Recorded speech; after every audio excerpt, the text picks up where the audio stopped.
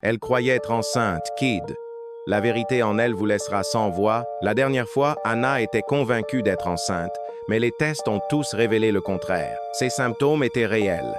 Même son ventre était légèrement gonflé. Mais à la clinique, le médecin a ordonné une échographie urgente. Alors que le technicien déplaçait la sonde sur l'abdomen d'Anna, elle regardait l'écran nerveusement. Il n'y avait pas de bébé, pas de battement de cœur, juste une masse sombre. Le technicien n'a pas dit grand-chose. Je viens de rappeler le médecin. Après quelques examens supplémentaires, le médecin s'est assis doucement devant elle. « Anna, tu n'es pas enceinte. Ce que tu as, c'est ce qu'on appelle une pseudocièse, une fausse grossesse. » Anna cligna des yeux. « Mais comment est-ce possible ?» Le médecin a expliqué. « C'est rare.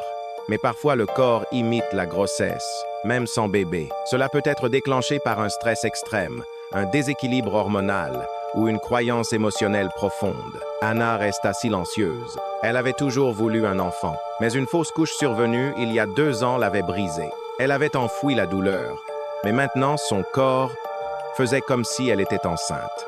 Même son gonflement du ventre était réel, causé par des gaz et des changements hormonaux. Les envies, les nausées, la fatigue, autant de symptômes que son esprit avait déclenchés. Jake lui tenait fermement la main pendant que le médecin terminait. « Ce n'est pas ta faute. C'est arrivé.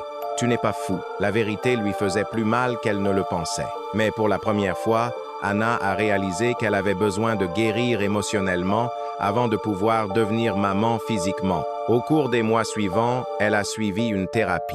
Elle a appris à parler de sa perte. Elle s'est concentrée sur elle-même, reconstruisant lentement l'espoir, les réels gentils. Et un jour, presque 1 an plus tard, elle a fait un autre test. Cette fois, c'était positif. Et cette fois, c'était réel. Si vous avez aimé l'histoire, assurez-vous de vous abonner pour en savoir plus.